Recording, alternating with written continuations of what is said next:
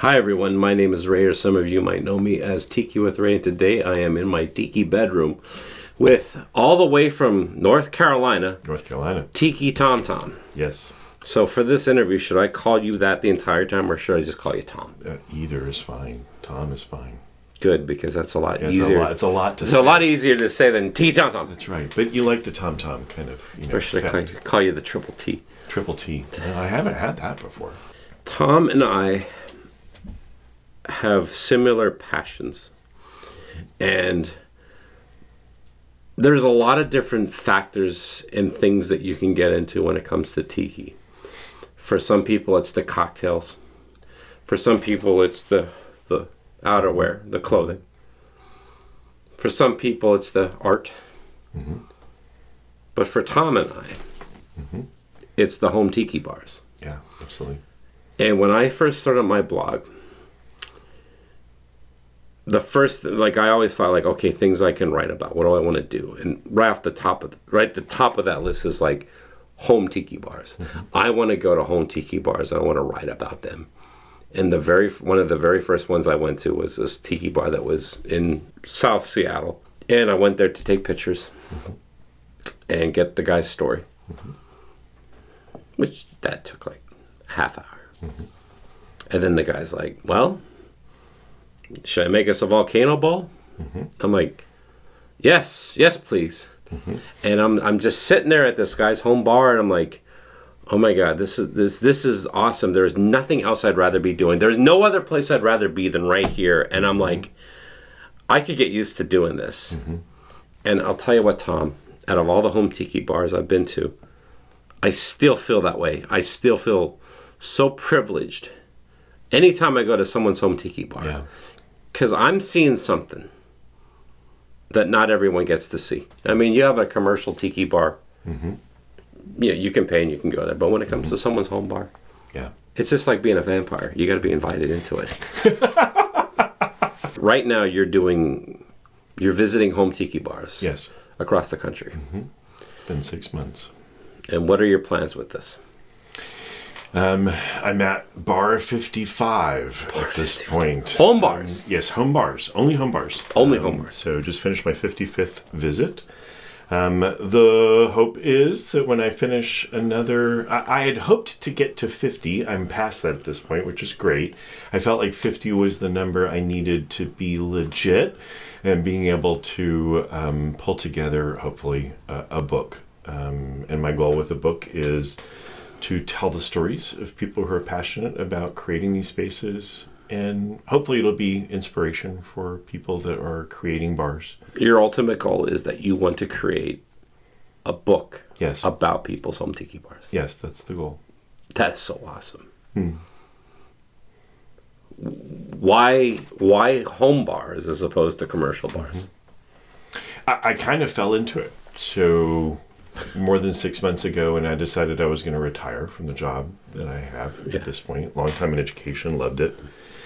People told me, you need to do something to get your head out of work. And so I was like, okay, I'm going to go on a road trip. Road trip sounds like the things that retirees do, right? So I thought, I'm just going to drive across the U.S. I'm going to go to these tiki bars, commercial tiki bars. Commercial Tiki bars. And I'm just going to have a great time. Yeah. And there was this thing called the pandemic, and most of the commercial tiki bars were not open at that time. And I thought, I still want to take this trip. Is there another way that I can enjoy this and enjoy tiki at the same time? I had friends who have inspired me with their own home bars. Howard and Jen, close to me in Durham, North Carolina, have a fabulous bar. And so I thought, well, maybe I'll put out there that I might visit some people who have home bars. I'm a member of Fraternal Order of Moai. Are you really? Yeah, and so I put out... The North Carolina chapter? There's not a North Carolina chapter, part of the Tungane, the floating islands. Okay. And put out there, would anyone like for me to come by and visit? I'd like to take some photographs, maybe write a little bit about your home bar, things like that. And I thought, I'll get 5, maybe 8, maybe 10 at this point. And 25 invitations later, I mapped out like the U.S. 25 invitations. Yeah, I mapped out the U.S. and I said, how can I get, my goal was to get to California and back. How can I get there and visit all these bars? And so once I had those 25, I was like, why stop at 25? And so I started reaching out on things like Instagram and social media and said, if I'm going to drive, so long, is there a place in Nashville? Is there a place in New Orleans? Is there a place in Texas? Is there a place in Arizona that I can stop? And who else is out there? Yeah. And by the time I had finished planning that trip, 35 bars. So I drove 8,000 miles from North Carolina to California and back. And in the span of 5 weeks, basically sat down and visited 35 home bars across the U.S. And I didn't stop there because I was like, I got to reach this goal of 50. And so I decided I needed a Northeast. And so Ohana was coming up, great conference in Lake George, New York. Yeah. And so I thought I'm going to do a couple of bars on the way there. And I wanted to get to Florida, and so I just finished Florida in December. Now it's January, and I was like, I got to do the Pacific Northwest. And so I'm at 55, and I'm hoping I'm going to hit close to 60 by the time I finish this in a week. That's awesome. That's so awesome. Think of all the money you're saving by not going to commercial bars. Think of all the free booze that you're getting as you're going to these people's places. Because immediately, as you said, it's like, if I went to all these commercial bars and I had to actually pay for all my drinks. Yeah, that's actually true. I do think that when I started the trip, people were like, oh man, Tom's just coming over to booze it up with me in my home bar. And I was hoping I was actually going to give something back. Like, okay, there could be actually something I could do as part of this. And that was the photography. That was the... the only reason why that guy's coming over because he wants to drink our booze. He wants to get some free drink. He's a freeloader. This is what I've found from my journeys. There's a lot of people that have these home tiki bars. Mm-hmm. And, they don't really have any opportunities to, some people will throw parties. Right. And then that's their only opportunity where, they can have people come over. I have a lot of people that are into tiki. And, yeah, they may have a couple tiki friends. But most of their other friends are just normal people. And they'll come over to their home bar and they'll be like, yeah, this is something else, They don't get it. So I've heard that over and over again. It's like when I or some other tiki folks show up to the bar and we ooh and ah, and I start asking questions of whoa, what is that? And this is, you're just so much better than our other friends. They come over and they don't know what all these things are, and so nor do they even care, Right, exactly. I did. You were telling me that you just visited my friends Kim and Mark's place, Headhunters Hideaway in Olympia. Yes, Kim. You know we're near Olympia. You live a half hour outside of Olympia. And I did a post on her bar, and she was telling me that it's I'm so glad that you did this because I can show this to my family that this is legitimate. This isn't a joke. This isn't something stupid. That there's a legitimacy to this. So one question I want to ask you. So you've been to home tiki bars, you said, into the Northeast, across to North Carolina, across to California back. Do you see a difference in how the home bars are built depending on region? Regionalism. Yeah. Is there? There are some differences. Is there? Okay. So California, you got to deal with earthquakes. If you've got mugs on the wall, you look at wires across those mugs to make sure they don't fall off the shelves in earthquakes. So there's slight differences like that would be regional. I also think there's something to... I actually have museum putty. Yeah, and museum putty underneath all my tiki mugs because I guess we do have earthquakes in Seattle. Well, you also have cats everywhere, and cats. The putty works. What I think would be funny is if you came to Seattle, and you're like, yeah, I went to Seattle and I visited all these home tiki bars, but the funny thing up there is they don't drink rum; they just drink coffee. I'd be how stereotypical would that be? I went to a home tiki bar in this guy's house, and there was actually a Starbucks in the home tiki bar. We're in Seattle right now. I can't wait. See, I can't wait until you do the next phase of your project, where you go visit home tiki bars, and then I'll be part of that one. Okay, all right. Because I don't have a tiki bar. I have a tiki bedroom. We're gonna do the international tour together, because I've gotten now invites from England, from Australia, those two places at this point. So I think the Australian version would be. I feel bad. I have friends from other countries. Like actually, my friends. Hey Neil, hey Carla, over in Neil's one of them. Yes, over in Derby. Derby. Yes. It says Derby, but they call it Derby over there. And he's like, you got to come over and visit my home tiki bar. And I'm like, yeah, I'd love to, but yeah, I'm not retired like you, and I don't have the cash to do it. But there's a lot of places I'd like to go see, but God, you got to get there. You got to get there. Yeah, and you got to stay there for a while. No, you can stay there for a couple hours, and you're like, okay, gotta go. Yeah. Have you ever had that situation where you're like at someone's place and they were creeping you, and you're out, and you're like, do you want another drink? No, I'm good. No, I've never been in that situation. I mean, truly, it's been fun to visit every bar at this point. I mean, some visits have been shorter than others. Yeah. If I had, particularly when I did the first leg of the trip, I had some 2 bars on the same day, and so it'd be like, ooh, in order to get to this bar, I can only spend 2 hours here. Yeah. And so it felt a little rushed, but What I've liked the most as I've gone and visited the people that I've owned, the home bars that I visited, is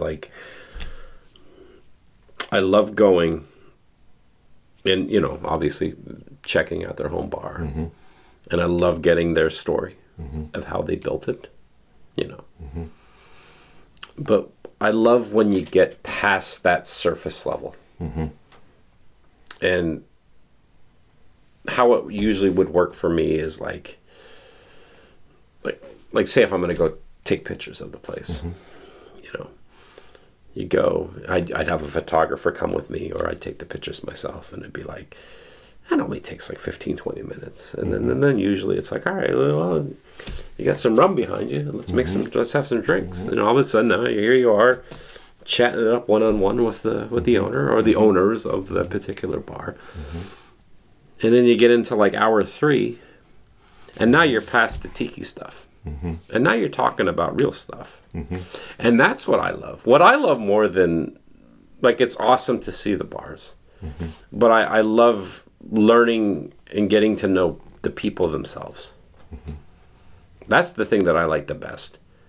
Because one of the main things, the thing that I like about home tiki bars, and have you noticed this yourself, where do you see a lot of people combining other elements into their home bars than just tiki? Have you? Absolutely. And what are those elements? Well, whatever their personal interest is, or whatever rule they think that they're breaking at this point. Because one of the most common conversations I've had is rule breaking. There are rules of tiki. Okay. And I really want to break that rule. So I'm going to have a television. I'm going to have neon. I'm going to have those kinds of things, and all those things done. Breaking the rules. Done so. And I'm going to return my videotapes back. Unrewind. Showed my age there. Yeah. There's no. That's the thing. Especially when it comes to someone's home bar, there is no rules. Do whatever you want.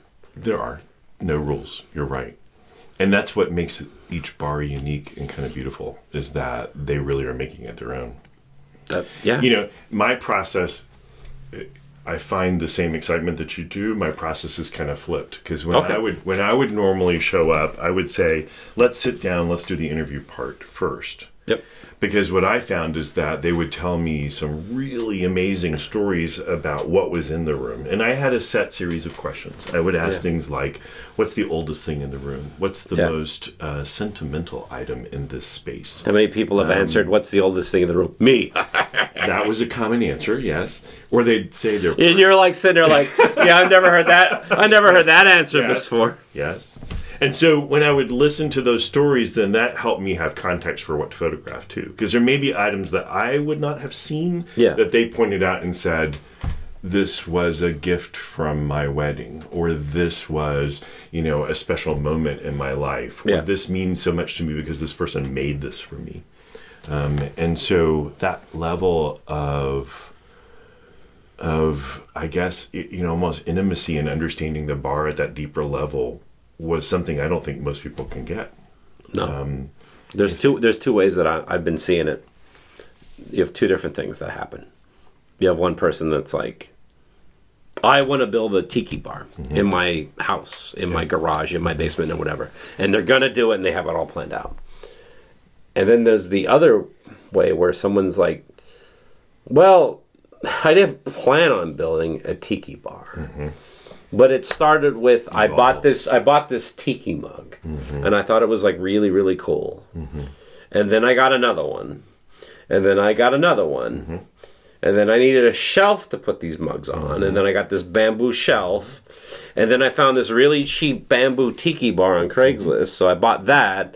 And then it just kind of comes all together. And it's actually, as I've started thinking about how to move this to hopefully giving helpful, information to people who are creating bars, it's that second process, I think, that may actually be more helpful for folks. It doesn't start with a build to a room. It starts with a collection of what you really find exciting about tiki. Yep. And that collection will help you kind of design the room at that point. But there's so many, there's a lot of truth to that too, because it's sort of like, a lot of times when you're building a home bar, you're finding things out and about. You're thrift shopping, you're going to antique shops, you're going to, if you're lucky enough to go to a place that would have a tiki marketplace. And it's sort of like, sometimes your tiki bar will kind of be built on its own. Like, for example, like this is my bedroom, and you can't see in this picture, but I'll show a picture, but I have like a bamboo, this bamboo bridge kind of thing. It's definitely Asian, but I found this at a Value Village, which is kind of like a local Goodwill kind of store. And I saw it, and it was like $30, and I'm like, I don't know what I'm going to do with it, but this is coming home with me. I'm going to use it, And it's like, and I love it because I have my water feature there, and I have it on top of it. Like this is like a fake like palm tree plant that I found for like $20 at a. I didn't plan on like I need to find a bamboo bridge and a 7 foot tall fake palm tree. Right. It's all stuff that I found. Yeah. And it sort of kind of pieces together. Like that fake tapa cloth. It's a print. It's not it's not bar cloth. I saw it and it's like, okay, well that's going on my wall. It's just, or I buy this particular tiki, or I get this particular thing. I found those masks that are right there. I found those at a Value Village. I wasn't planning on looking for them, but I found them. I'm like, well, there you go. And I think a lot of times when it comes to a bar, it's like the bar kind of comes together itself. Yeah. And I think it's not just collecting, it's creating. So those areas you'd ask about regionalism, there are certainly areas where there are tiki deserts for collecting things. Like you're not going to find things. I think, where are the tiki deserts? Southeast U.S. at this point. It's hard to find things at this Southeast? Yeah, so the South, the deep South at this point. It's hard to find because there's not that same kind of collecting that happened in California or the Pacific Northwest, or actually, there's lots still to be found in the Northeast at this point from homes that are turning over. Yep. But what's important there is that when people can't collect, they create. Yep. And so I think that's equally important. What are people crafting? What are they carving? What are they sewing? What are they, how do they create a collection at this point from things that they are doing themselves that becomes part of the home tiki part? That is so true. I mean, like for people that live in like California, like they're so lucky. I mean, Oceanic Arts is closing its doors, but like, oh my God, I mean, like say you're driving distance from Whittier, California. What do you want? You want tapa cloth? They got bamboo. It's pretty easy to do that. But I do think what I enjoy more is when to find the items that you do find and to build your bar around that. I will say though, common across all areas of the U.S., even though they're not tiki desert, it's becoming harder and harder to find things. That's something I heard from almost every person who is a collector, that as they go and they thrift, they're finding it harder and harder to find items. So it'll be interesting to see what happens over the next 10, 15 years on that. 10, 15 years, well, that's a long time. Yeah. I mean, I will say this, though, and it's a testament to how popular tiki was when it was popular. That there is so much out there, even to this day. I mean, maybe there's not as much as there was, say, a couple of years ago, but goddamn, I mean, I am sure, Tom, we can go down to, like, you know, we can pick a Goodwill store or whatever, and I can guarantee you we're going to find something that's something that's from the South Pacific or something that could be tiki. That's great. You still can. Yeah. You can't do that in North Carolina. No. You really do see a difference in some areas of the country with that. But I think that's because that's a generation of people who had that in their home. Yeah. And I don't see that that's the case for certain areas of the U.S. So, One thing that I keep on thinking about is they talk about the different ways of tiki. The first wave of tiki being the original tiki height, the popularity in the mid-century, you know, after World War II, mid-40s, 50s. Tiki died out in the 70s, going into the 80s. You had the tiki revival in the 90s. And now we're in the third wave of tiki. And we talk about, like, you know, what could be the fourth wave of tiki. And I honestly think if the potential, the fourth wave of tiki, with COVID and everything that has gone on in the world in the last couple of years, is I think you're going to start seeing more and more people start doing things at home. Building. There's definitely people that I've met that have, like, they've built a tiki bar. What did you do during COVID? I built a tiki bar in my house. Yeah. Hey, Chris. Hey, Lauren. And that's like their story. Like he was a pilot and he wasn't flying. And he just built a tiki bar. If there's going to be a fourth wave, I honestly think it's going to be directed towards people doing things more at home, more cocktail making at home, more home building, building a home tiki bar in their place.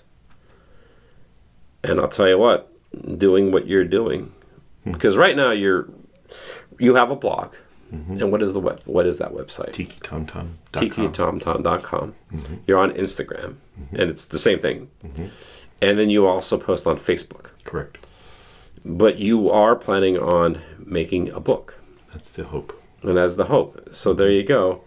Your book is going to be the Bible on the fourth wave of tiki. Ooh, heavy weight on those shoulders. Yeah, right? But yeah, I'm definitely enjoying the process, and I'm hoping that it will be inspirational. I do agree with you. I think that fourth wave is out there, and I think it is home. There's a couple of things I think that are contributing to that right now, and that is so many great commercial tiki bars that closed as a result of the pandemic. You know, the stories that I heard from the folks in Kansas City where they were inspired. Tiki Cat. Yeah, where they were inspired to build their home bars because they lost their anchor. They lost Tiki Cat. And that was that was a great tiki bar. Yeah. It was sad to see that place go. So I think that's happening. There's more constancy if you build it at home at this point. I think there's just so many more resources now for doing it at home. I mean, the lighting systems that are out there, the animatronics, the computer programming, all of these like really fascinating things that you can do with technology that you purchase at a home improvement store. So what we couldn't do 10 years ago, you can do today and do it really cool at home. So I think that contributes to it as well. I think another thing too is, say you're into tiki. And so you like going to tiki bars. You go to said tiki bar, you sit down, and just like Kurt Cobain says, entertain us. Here we are now. Entertain us. And it's a very, I'm taking in your fantasy. But what I love when someone builds a home tiki bar, it's like they're in control. It's they're in their hands now. And I love that. So, and it's so much more personal. Yeah. That's the thing that I love the most. So, Tom, if there's anyone who wants to, if you're open to having Tom come to your home tiki bar, where can they reach out to you, man? All of those things you just mentioned, Facebook, or or just reach out through messaging through Instagram or things like that. That'd be great. I don't anticipate that I will stop my visits after this, but what I've done is just kind of set this as the line in the sand to really pull together the book at this point. I think there's more to learn. I think there's more to visit, and certainly would be glad to visit any other bars.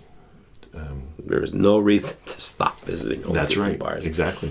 And I don't know how it's for you, but like every time I go to someone's home, like a new tiki bar, a new home bar, it's like the same feeling I get. I walk in, I just have a giant smile on my face. I'm like, yeah, this is so cool. It reminds me over and over again, like why I love this stuff so much. Yeah.